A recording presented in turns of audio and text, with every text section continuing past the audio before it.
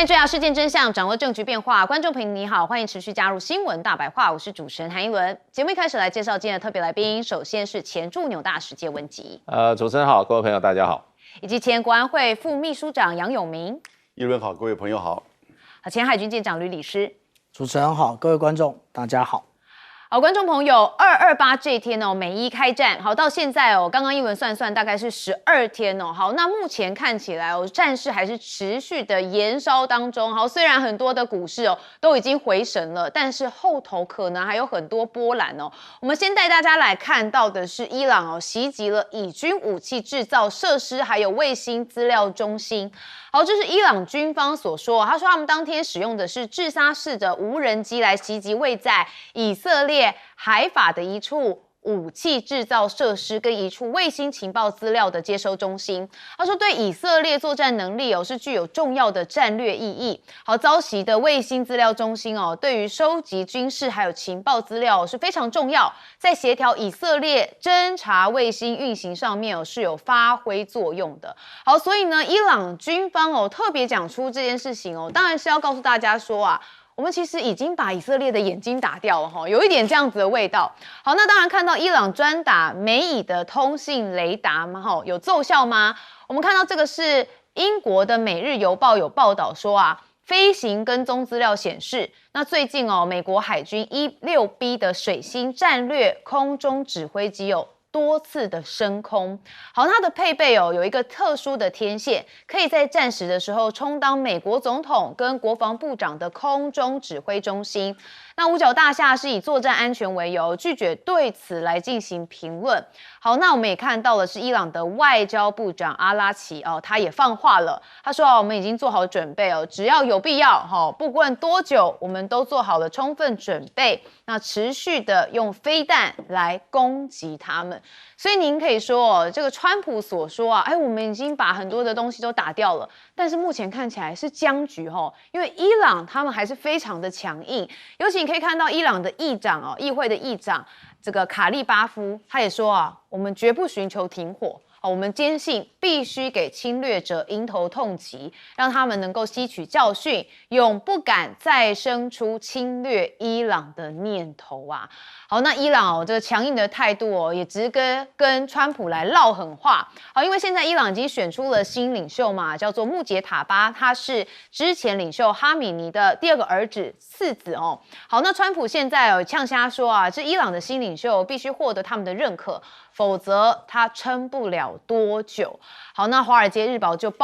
就爆料说有现任跟前任的美国官员透露说，川普其实已经告知助手，如果穆杰塔巴不愿意向美国的要求来做出让步，例如说像是停止伊朗的核计划，那他就会支持对穆杰塔巴的斩首行动。好，所以杀了爸爸还要杀儿子这就是美国目前可能进一步的有新一轮的攻击所以大家就认为这场战争没有这么快结束，因为永远不会让美国有他想要的好，那我们看到这个华尔街日报的爆料，白宫这边是拒绝回应的。那是伊朗最高国安会秘书长拉里贾尼呢，也在社群平台上面说我们伊朗不怕你也就是川普。他说你的空洞威胁比你更强大的势力都没有办法来消灭伊朗了，所以小心别让你自己被歼灭。好，可以看到伊朗他们的态度非常的强硬，而且讲话也蛮大声的，也直接敢跟川普来呛瞎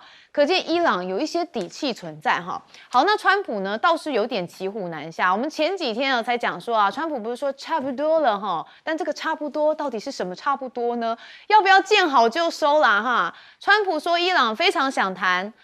但因为大家就有媒体问他有没有可能跟德黑来谈判，川普就说我听说他们非常想谈，有可能取决于条件，只是有可能，又讲一个似是而非的话但是以色列的外交部长则又提到说其实以色列并不寻求跟伊朗进行无休止的战争，我们在适当的时候其实可以跟美国来协调，决定何时来结束对伊朗的军事行动。好，那以方的目标呢，这个外长讲说从长远来说就是消除伊朗对以色列构成的生存性威胁。但在伊朗现在的政权存在之下，是非常难实现的。好，所以呢，我们看到川普就说啊，战事很快结束，但是3个原因又 tackle 了有分析说，川普的态度软化第一个当然就是因为目前在国际的油价是直接飙升的，担心民怨高涨。那而且长期的冲突可能会引发政治反弹。那大家知道美国在今年还有中期选举，所以对川普来说也是一个非常大的危机。那川普有一些顾问还私下敦促他要寻找退场计划，战争太烧钱可能也是因素之一。好，所以现在这个川普跟以色列虽然把哈米尼杀了，但是看起来没有用。那美国的情报也评估像是在美国跟以色列对伊朗发动战争的前夕他们其实就有做一份情报，好说美国的军事干预不太可能导致伊斯兰共和国发生政权的更迭。好，所以这也是大家一直讨论嘛，说川普根本不知道他的目的是什么，那不知道目的就不知道他什么时候收手，所以也就没有他的终战计划。那这一场仗恐怕就会持续打下去，因为伊朗可能是不罢休的好，那当然我们一开始提到了伊朗他们讲到了把以色列的卫星资料中心给打掉了。我们先问介大使。对，伊朗事实上的话，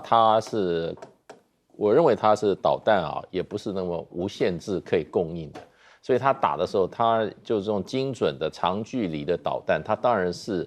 要瞄定关键的这个军事目标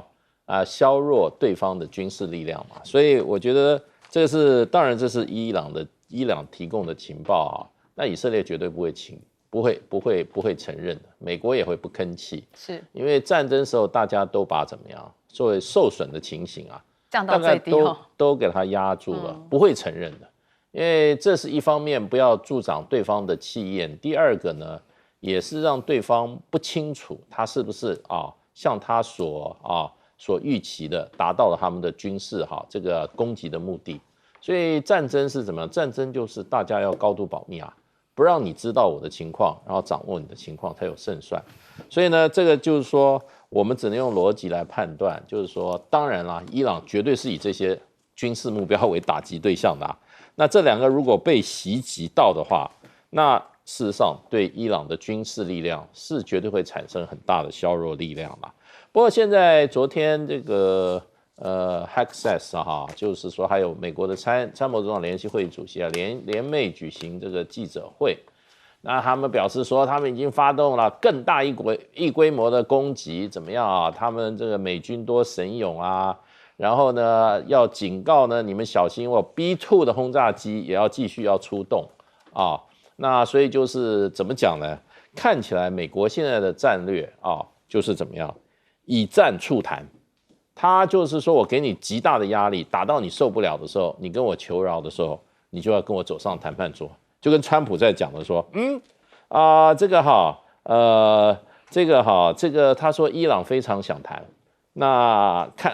还要看伊朗提出的条件。那这是川普讲的，川普的话，我觉得他也是都是怎么样，他都是为了怎么样，他是在斗争中跟人家作战中讲的话，他都有他策略性的目的，可不可信呢？我认为基本上是不可信的，因为为什么？要打个2折。对，我跟你讲，为什么呢？因为我的研判，现在伊朗的战略呢，跟美国正好相反。伊朗战略是以战促退，美国是以战促谈，这个伊朗是以战促退，叫美国自己知难而退。因为伊朗只要能够撑得住的话，川普政府现在面临的不只是伊朗就是说顽强的抵抗，还有一个就是国内的反对力量，还有甚至他的盟邦的劝阻。因为为什么？因为伊朗现在因为这个战争的情况封锁了这个荷姆兹海峡也好，造成油价的高度的不确定，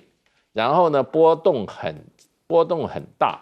所以呢川普当时前天他突然出来举行记者会你看他一喊话说战争很快结束，股市就立刻就怎么样回升了，油价怎么样？油价就立刻掉下去了。所以呢，现在这个整个这个不管是油市牵连的股市，股市牵连的债市，债市牵连的这个整个经济状况是很密切的。那如果说因为这场战争造成欧洲、造成日本、造成全球的经济油源的危机的话，那大家会去跟美国施压。所以伊朗的，我觉得他现在就等我继续打下去，就看你美国撑不撑得住。好，舰长怎么看？其实我们看到海法的这个通讯及网络防御的这个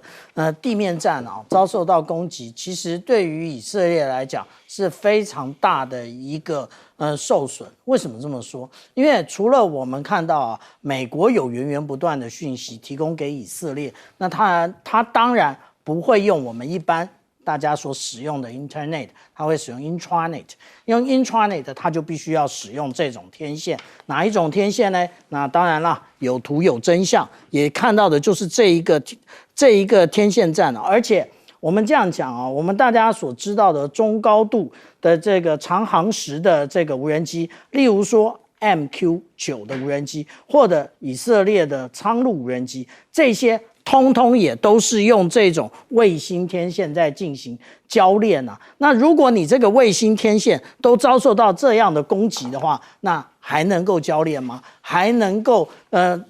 进行目标指定吗？其实非常的困难。那其实我在做这些图的时候，我觉得非常难过这是我们看到特拉维夫的一个一瞬间我们看到从左边从各位观众左手边这边看到有4颗的这一个弹道飞弹就这样下降，然后下降之后前面的第1枚中了，第2枚即将命中，然后命中之后第3枚、第4枚。那其实我们现在很少看到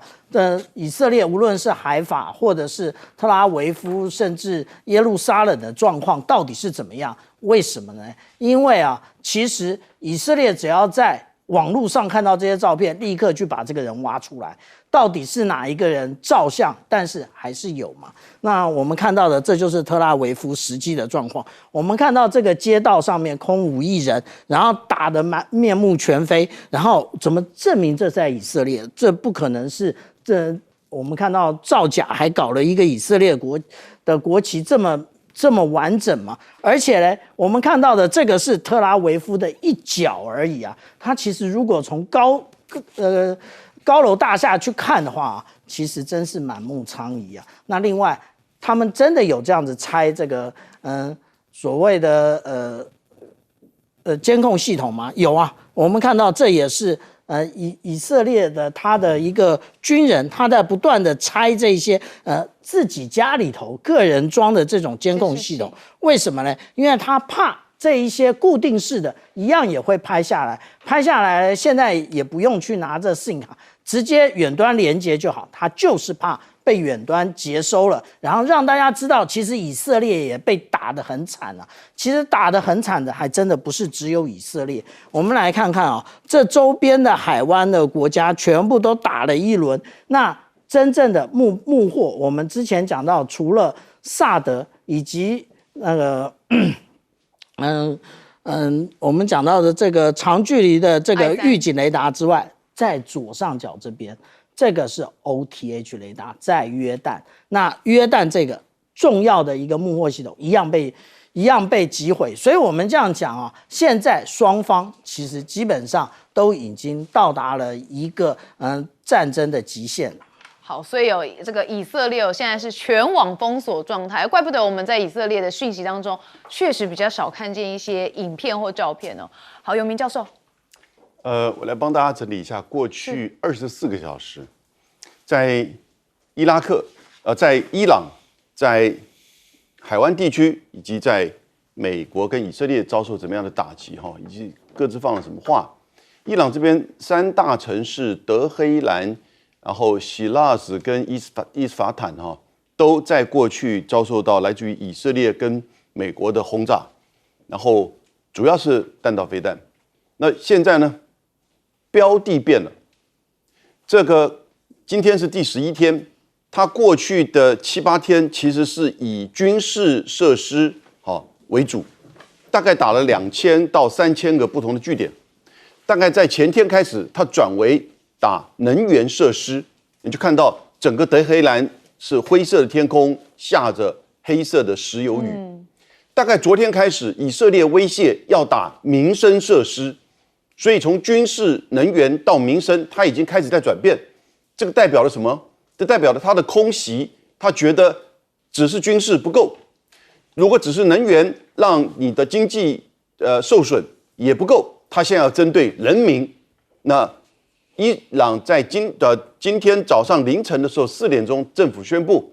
以色列打到了一个据点，那边有1万人聚集啊，造成了就是一些这个冲击跟就是大火。目前伊朗已经死亡1300名平民，这里面包含那个165位小学女学生。现在确认所有的炸弹的照片，当时轰炸的这个影片都出来哦，也就是这是美国的战斧飞弹，连美国的民主党的领袖舒曼现在都开始在质疑，没有人在说这个是伊朗干的。川普第一时间栽赃给伊朗，你要解释，也就是说你不只是不人道，你还栽赃。那所以美国以色列这样子的威胁，现在伊朗也威胁，如果你打我民生设施，我也会打你以色列的民生设施。以色列的特拉维夫跟相关的军事基地也受到了一些就是伊朗的弹道飞弹跟无人机的轰击。美国昨天说刚才有提到啊，有说我要做有史以来这11天以来最大的轰炸。结果伊朗这边等了1天，有轰炸，但是不是最大的轰炸。所以川普是不是想要这个收手了啊？刚刚提到很多的因素嘛，股市也好，或者是油价也好或者是国内的压力以及战争的费用，他可能想收手，可是他没有策略，而且他会觉得没有面子。最重要的是以色列反对，内塔尼亚胡居然说，如果川普敢收手，我就不参加加沙的和平委员会，还记得这个东西吗？所以以色列在加大对伊朗的攻击。那现在我们看到就是，伊朗在昨天呢这24个小时呢，也对包含在伊拉克的美国的使馆，在沙烏地阿拉伯的军事基地，以及美军的军事基地，以及在阿联酋，因为阿联酋跟以色列建交，所以阿联酋在这一次遭受到的攻击是比较多的。比例上、数字上，那同时巴林也遭受到攻击，可是巴林航空昨天就开始在恢复这个航空，所以现在看起来有一点错综复杂，武器相互还是攻击，可是呢，情势美国这边略微放缓可是呢，我觉得双方呢其实都还是在增加彼此的攻击，而且当然放话，刚才我们看到非常的多所以这里面尤其是这个165位。小学女学生的死亡，现在变成美国媒体在针对美国军方跟川普的一个究责行动了。好，战火无情我还是要再讲最难过而且受伤最多的就是平民老百姓。好，我们休息一下，马上回来。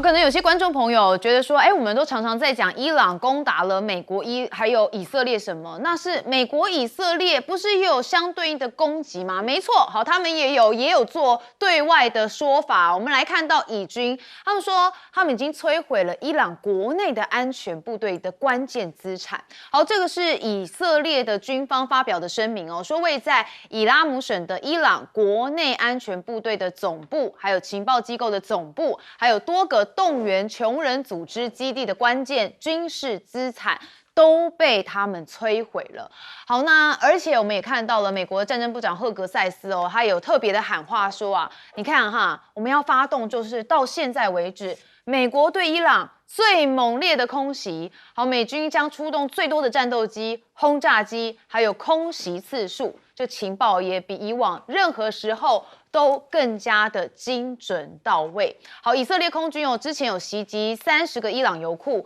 那也传出说跟美军之间好像有点意见这个分歧。那美国的国防部长赫格塞斯10号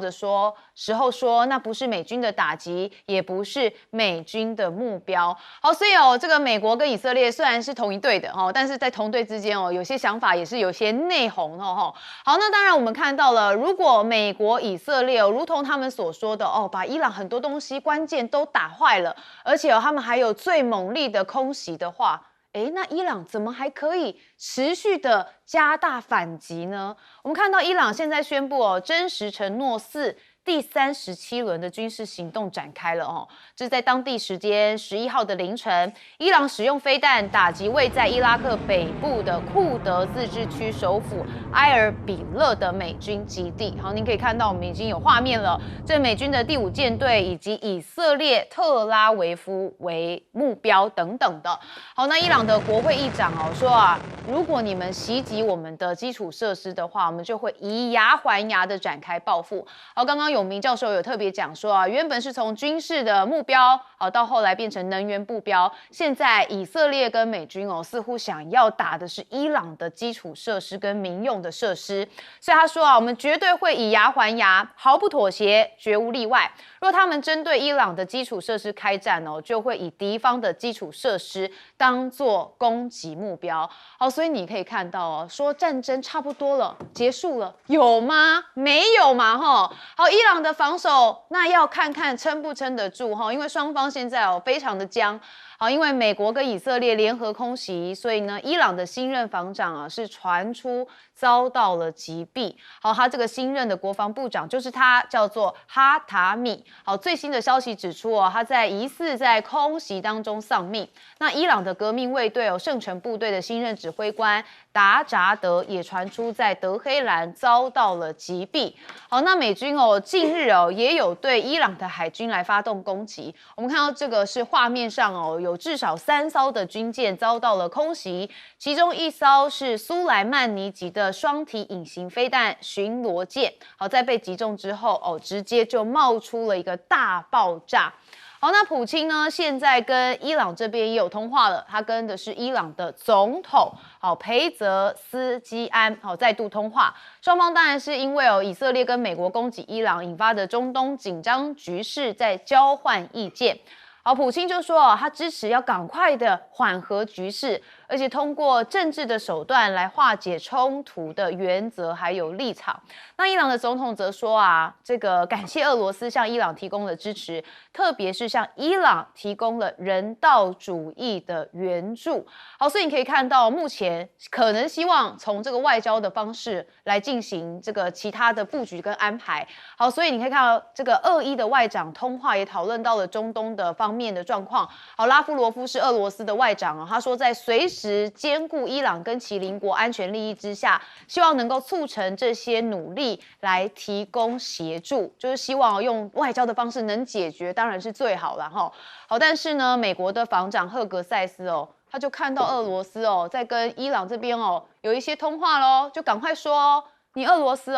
不要介入伊朗战争叫他不要参与其中啦。好，那这一场的战争其实刚开始大家认为川普可能就是认为斩首了哈米尼之后一切就会结束了，恐怕也不是这样嘛近日的发展显示，川普政府严重的误判政府内部的一些官员对于缺乏明确的结束战争策略的情况是越来越悲观，所以纽时的报道上说必须要小心因为很多的幕僚就算知道这些状况是很悲观的，都不敢跟川普表达看法啦因为川普这种人蛮易怒的你跟他说实况，他不见得会接受耳朵很硬但是嘴巴上面要讲得很碰红。好，我们看到了现在这个美国跟以色列当然是不断的宣传我们自己大胜，但是如果真的是这样，伊朗又怎么能一直不断的反击呢？好，我们先问舰长。面对川普不能说实话，只能拍马屁。那如果你说实话，立刻就立刻 fire。那我们看到刚刚讲到说有关于苏莱曼尼级的这一个飞弹巡逻舰其实它跟我们的台湾的塔江级军舰非常像也就是700吨，可是它上面可以带6枚的这一个反舰飞弹以及16枚的防空飞弹，而且它后面还有一个非常大的一个飞行甲板，可以降落直升机那但是这一种我们经常讲到啊，这个逆中的这个不对称武器真的不对称吗？我们来看到啊，美军就是他直接用无人机啊，他这里还那个我们可以看得很清楚，高度并不高啊，他无人机将它标定之后立刻进行攻击，所以你再怎么样逆中呢，其实都有限制。那另外呢，因为其实现在大家把这个焦点呢集中在霍姆兹海峡，那霍姆兹海峡呢，除了现在还没有打出的这一个反舰飞弹之外，另外是不是有可能使用水雷呢？我们来看到可以布放水雷的这种小艇啊，一样也在美军的打击之列。美军这都是它的中央司令部所释出来的照片。这一个照片，如果它其实是个影片啊，我们就会看到它会啪啪啪啪啪一直闪，那个是什么？那个就是雷射指标器照准在目标上面，然后使用飞弹或者是使用这个距外的那个飞弹来进行攻击啊。那这种攻击有效吗？其实没效。为什么？我们给大家看一下啊。那个他们到底伊朗有多少这种船啊？这个叫做一眼看不完啊，各型都有，而且呢，这个是露天摆放的。那地下有没有？地下也有啊。这个也就是我们刚刚看到最后被击杀的那一种，而且它连水雷都布放在地下。那如果美国一直说啊，他其实已经把这些地下掩体都已经瘫痪了，这些飞弹都运不出来的话，那为什么他还会一直被攻击呢？那这个水雷其实就跟我们台湾用的那个 Mark 6型的水雷一样啊。那它这个水雷是一种漂雷，也就是漂浮在水面上，但是呢，它上面有一根一根触角啊，那个触角呢，它是一根玻璃管，那个如果一撞到船体破了，它那个海水就进去，海水进去就变成导体，然后就触发这个引信爆炸哦。所以我们讲说啊，现在大家最担心的就是这个部分了。那其实呢，我们从这次的战争之中啊，我们就可以看到啊，如果说从法国的这一个必须要付费的 Intelligence Online， 那对不起，我不能够那个给大家看全文，因为它有限制的。他说你超过这个限制，虽然有付费啊，他也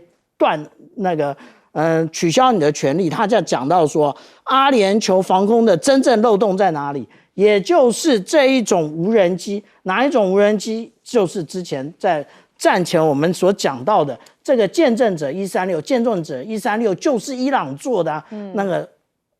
俄罗斯只是将它发扬光大而已。那他们说，我可以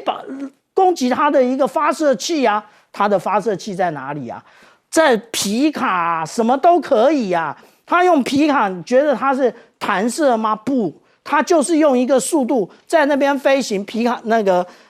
见证者136就飞起来了，所以那个春风吹不尽，你砍不完，你打不完的，所以川普以色列收手吧。好，可能要这个美以收手之后，战争才会稍稍的更缓和一点点哈。好，介大使怎么看？我讲一下，就是说为什么美国对这个以色列攻击伊朗的油库反应这么强烈？听说就是说这个消息传出来以后啊，美国国防部官员直接打电话到以色列他们的这个对口，开口就骂三字经，骂脏话，骂脏话，骂三字经。那为什么又不是打美国油库，美国干嘛去骂以色列呢？对，那显然这个油库对美国很重要。也可以说是战争的罩门，美国战争的罩门就是油库，为什么呢？因为美国很怕打了伊朗的油库以后，伊朗就报复，伊朗报复谁呢？就报复海湾地区的这些国家的油库。那海湾国家的油库呢，现在都装得满满的，因为它运不出去，里面装了，那这还算小事啊。如果说还不够劲儿的话，那就直接打油田。那这个荷姆兹海峡也不必开不开放，那就不管了。全世界油价就怎么崩了，对不对？所以呢，美国的罩门在哪里？美国罩门就在石油，就在天然气。所以他基本上他的战略上就不碰伊朗的油。他说我都是打军事目标。一开始说我是要正好消除这个伊朗的核武的能力，我打的目标都核武相关。第二个就是说我要消除它什么？我要消除它的这个导弹的能力，所以打的目标都跟导弹有关。当然，美国前几天他们的军事单位承认，我们也在打，让伊朗没有电。电是军民两用设施，它应该是属于关键基础以及关键民用设施。你已经打电了，对，所以就美国不断的在放宽它的打击，可是油它不敢碰，油一碰，基本上如果伊朗也报复的话，这边都是产油国啊，卡达、巴林、科威特、阿联酋、沙特，打几个就表示这个已经失控了。美国就怕这个情况失控。川普今天为什么立刻出来记者会，然后呢，口水比茶多，为什么呢？不是战场上他撑不住，而是油价，能源危机会影响到全球的经济，那这是他不愿意发生的，这就是他的罩门。所以呢，再强的国家也有他的罩门。你是一头恐龙，你可能身上也有罩门。所以美国不要老是觉得别人都是怎么样被他打着玩的，他自己也有罩门。其实伊朗看得出来啊，又有点玉石俱焚的这种态度哦，反正没关系啊，要来大家一起毁灭的态度，这种是最可怕的，不要命才是最难缠的对手。永明教授，不是伊朗人不要命，而是美国人要伊朗人的命。我们来整理一下伊朗到目前为止的战损哈。第一点，它是遭受到外来的武力攻击，而且是非法的武力攻击。因为第一时间，连西班牙、法国跟挪威都认为美国对伊朗的攻击是非法的，是不正当的。川普到现在为止还没有时间去处理他们这些欧洲盟邦对他，要不然就是批评他，要不然就不理他，他现在没有时间处理。所以这是一个外来非法的武装攻击。第二点，他的整个政府的高层被斩首，不只是他最高领袖，他48位高层，然后有更多的这个年轻的这个中阶的军官。你任何一个国家，你可以想象这种事情。第三点，现在已经死亡1300位平民，包含165位小学女学生。第四个，整个他的军事，然后呢，能源到现在开始基础设施都被炸。那任何一个国家遭受到外来这种武装的攻击，把政府给斩首，然后呢，整个这种毁灭的轰炸，其实我觉得伊朗已经没有退路了。而且最重要的是，伊朗到现在为止让川普很惊讶的是，居然这个政府没有瓦解，而且他还有效的反击，而且呢，到现在居然让美国在这个区域受损。所以你现在看到有一些国家开始在可能要介入中间去做就是所谓的这个和解。埃及的外交部长打电话给伊朗的外交部长，那也放在 X， 但是没有下文。中国也派了中东特使但是大概我觉得目前为止不太可能有太大的影响。美国自己也派了川普的女婿跟中东特使到以色列去，做什么呢？当然他不会到伊朗去了，因为他们两个刚好也就是在战争前，在日内瓦跟伊朗在谈那个核子协议的，也就是打烟雾战玩假的，让伊朗放松了，所以最高领袖才会跟48位的这个政府的高层在讨论是否要接受美国的要求，我们放弃核武。结果呢被炸。所以你现在看到美国的这个情况，当然他自己现在外交威望受损，整个盟邦已经开始不跟着他，然后最后呢，这个战争会持续，未来他在中东的驻军跟影响力一定会下降。你想想看，海湾各国花了大钱把美国请来做基地，结果现在被轰炸，那将来是不是还是继续要美国留在这边，还是做更大的基地呢？我觉得美国自己本身在这边呢是自我削弱，川普一定要自我检讨，见好就收啊。好，我们进一下广告，马上回来。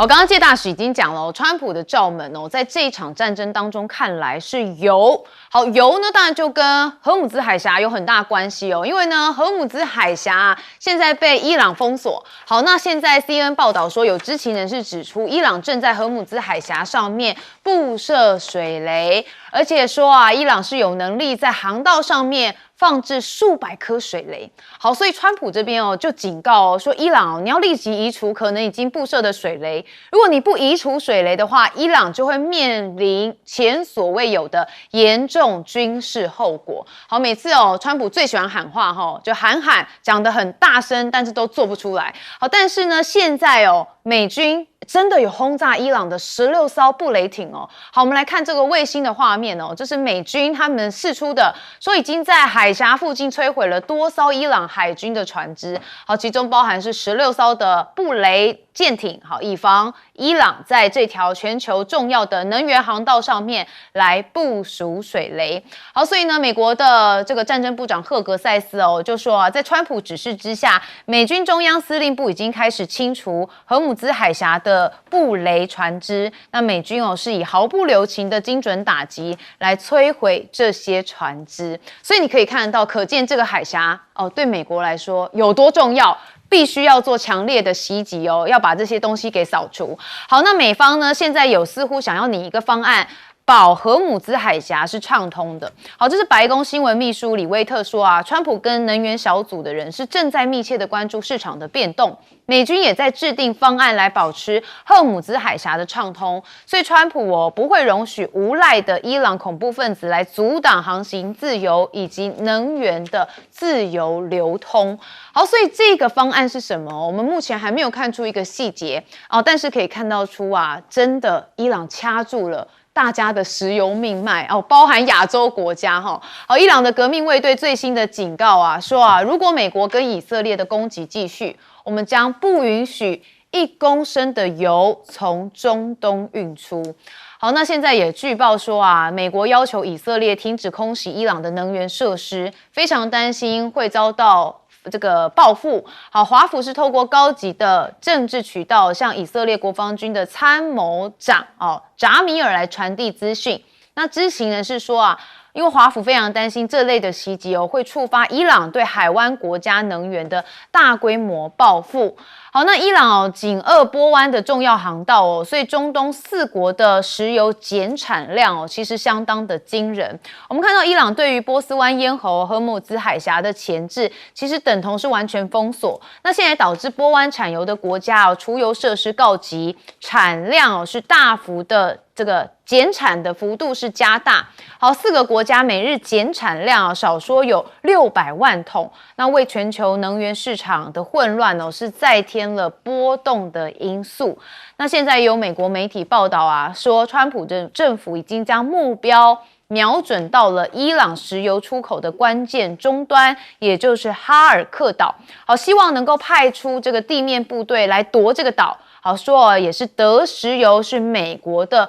目的之一。好，所以现在川普到底是不是紧张因为看到了石油成本只有10块美元。那伊朗有一项优势，就是在地下资源跟委内瑞拉所需要复杂稀释的升级处理才能处理这个重油是完全不同的。好，所以你可以看到大家就算出来伊朗生产成本低，那每一桶大概是10块美元到30块美元。好，那远低于美国的页岩油每桶60到70块美元。好，那看到伊朗、美国、委内瑞拉都有产油，但是有什么不一样呢？其实伊朗是轻质原油。好，那美国这边当然是属于中间基原油比较难一点这最洁净也最容易加工的原油。好，委内瑞拉之前尝到甜头的川普他们拿到的是种植原油必须还要做一些这个精炼提炼才有办法来进行后续的处理。所以现在就有人做了一些梗图梗的影片，我们来看一下。他老婆也很喜欢吃鱼的，应该是。我去过。别的国家也产石油，他的国家也产石油。他们的石油跟我们的石油能比吗？开玩笑。伊拉克的油拉丝的，他们的油轻的，对，是比较轻一点。对，差远了是，要不然美国能来吗？好，舰长怎么看？我们来看现在也就是整个海湾国家都已经打成一锅粥了。我们来看啊，这个蓝色的区域就是海湾国家，那我们可以看到红色的点通通都是被伊朗攻击的，那伊朗是粉红色的这个区域，那它被打到的点都是蓝色的点，可是呢，刚刚有特别讲到，唯一没有被打到的就是这个点啊，也就是哈尔克岛。哈尔克岛的确切的位置啊，那当然，那我们可以看得到，它就是在波斯湾的里面这一块。那里面这一块离科威特这么近，离伊拉克这么近，离沙烏地那么近，为什么一直没被打到？因为川普不能打。那我们来看这个岛，这个岛它上面啊，它满满的通通都是储油槽。那如果说呢？根据啊，他们的每天的可以输出700万桶的一个那个原油啊，那也就是我们看到这里有非常多的靠泊的港口。那如果说这里被打了，那也就是伊朗它的一个命脉被断掉了。那对不起，就是刚刚介大使所讲到的，以后大家来打油田，那打油田就没完没了了，因为油田的救火不是说，我马上那个这个灭火，就是用水、用泡沫一下就可以燃油，不是就可以扑灭的，那是需要一些时间的。先要把这个油井的压力降低啊。那这一次啊，我们看到美军的这一次的部署啊，跟以往的最大的不同，也就是它没有黄色的部分啊。黄色的部分是什么？2栖的部队，那它到现在都没有2栖的舰艇要出发啊。但是呢，我们之前已经看到了，他们的特战人员其实已经开始动员了。那动员的结果是为了什么？就是要去这个哈尔克岛这个地方，他夺下来之后，他也不要破坏。那实际上来讲，也就是这一次讲什么核弹啊，又讲什么你国内的那个社会的动荡都是假的，就跟之前在委内瑞拉讲这个毒品一样，都是假的。他真正川普要的就是石油啊，但是石油现在的问题可大了，为什么？这就是我们现在所看到的各个产油国他们的这一个储油槽都快满了。伊拉克6天，科威特14天，那沙烏地阿拉伯呢？那它可能可以久一点，为什么？因为它有东西的这个油管可以使用啊，那它可以维持的久一点。可是这个世界已经等不及了。好，介大使怎么看？对，其实就是说，克姆兹海峡啊，如果是那么容易大家就可以打通的话，那老早现在船就走了，对不对？美国秀这些影片，对不对？打掉你的这个这些舰艇，还有这种所谓的飞弹快艇，那荷姆斯海峡开通了吗？荷姆斯海峡开不开通是看油轮敢不敢走。这些油轮的公司敢不敢让他的船跟着去走？那显然他们现在还不敢走，对不对？美国你要做到说，我可以跟你安全保证，我看是很困难，因为这个海峡最窄的地方39公里，对。可是你要知道海峡不是开阔，你随便走都可以啊，它里面也有浅滩，也有暗礁还有很多这些水里面的东西，所以它有航道的。这个航道有时候是很窄的。对，那个航道有时候偏那边有偏这边，我跟你讲，不要说这个要什么布雷，伊朗那边岸炮都可以打得到，有的时候，那些岸炮你能保证它就是说岸边的那种岸炮不会攻击你吗？那所以现在只有一个办法，就是说美国要派就是说他地面部队要去占领伊朗侧的荷姆斯海峡的伊朗侧。那现在说要攻击这个岛，这个岛本来就是伊朗跟这个阿联酋的一个有争议的岛。那这么好拿的话，人家会轻易让给你吗？你地面部队派下去，就会死伤就会增加了。川普愿不愿意？所以川普现在死7个人，他都已经怎么样？现在人家都在质疑他了。对，今天我听说他们就说有一位是少校，不是，还有一位是上尉啊。他们公布他的背景，所以呢，就是说讲得很简单，事实上效果要出来可能非常的困难。那现在这个情况就变成就是说如果说这个情况是美国继续打，伊朗就不投降的话，荷姆斯海峡就开不了。所以现在希望开的是谁呢？是日本，是这些买油的国家，还有什么希望卖油的国家。他们最后希望最好的一个结局就是说，美国不要再打了，对，你可以跟伊朗谈和吧。所以美国现在的压力是大家希望他谈和，不是希望他打，因为他打不赢啊。好，教授，过去21世纪以来，在石油的价格上有3次的时间点它有波动。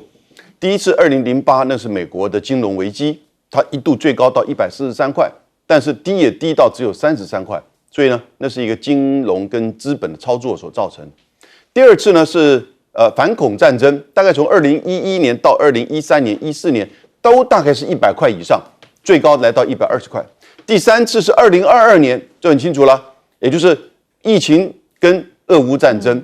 就那么一年大概高到120块。可是各位，这3次都跟伊朗无关，都跟荷姆兹海峡无关，所以这一次荷姆兹海峡到现在为止基本上已经是关闭的。它全世界2成的原油、2成的液态天然气，还加上更多的大宗物资都从那边经过。然后呢，昨天美国的能源部长居然开玩笑说，美国的军舰已经伴随了一艘油轮经过荷姆兹海峡，很快1个小时之后，他又拿掉那个 X。美国国防部还发一个声明，没有美国军舰经过。然后伊朗就说，如果任何的美国军舰敢经过，他一定打。那今天上午的时候呢，一艘英国的货轮接近，它不是要穿过，但它接近航向接近荷姆斯海峡，就遭受到不明物体的攻击，然后这个船舰上燃火。所以基本上现在大家不敢走，因为它最短的地方只有33公里，整个长度是39公里。所以现在大家在说，美国说要去占领荷姆斯海峡，怎么可能？一边是伊朗的土地耶，所以没有可能去占领。伊朗也有超过仍然超过70-80艘的布雷的这个小艇，可是布雷小艇不重要，无人机、弹道飞弹，你谁经过一炸，军舰敢过吗？任何的油公司、保险公司敢过吗？可是现在这个战争有可能停下来签个和平协议吗？所以不要太乐观，对于国际油价或者是这个股市的变化哈。国际油价它可能短期，因为大家还有储存，因为大家可能还要可以临时去买现货，有很多海上的这个所谓的海上的这些现货的游船，但是呢，价钱都很高。如果战争不在1到2个礼拜之内有一个平缓的话，也就是它的强度跟频率降低。其实，然后同时要用外交的方式，各个国家去跟伊朗谈，让我们过，至少有部分的油轮，虽然不是每天平均100艘的油轮跟天然气轮过去，在战争之前经过荷姆兹海峡，现在1艘都没有。那如果能够恢复个3成、2成、3成，略微减轻对油价的压力。可是呢，现在科威特这些已经开始减产，你要知道为什么要减产？因为储存槽已经满了。可是，一旦减产要恢复，那要花很多时间的，所以这个对国际油价的影响千万不要低估。至于美国是不是要伊朗的油，它运得出去这个荷姆兹海峡吗？所以也许战略目标跟实际上的这个策略是完全不一样的。不要把一些通常我们认为好像想象中的事情当成美国的战略目标，因为我根本不觉得美国川普有很清楚他的战略目标是什么，他大概就是想把哈梅利给干掉，然后呢伊朗就瓦解。可是有吗？他很讶异，现在美国有一点骑虎难下，他只有不断的轰炸，然后呢不要只看美国的媒体。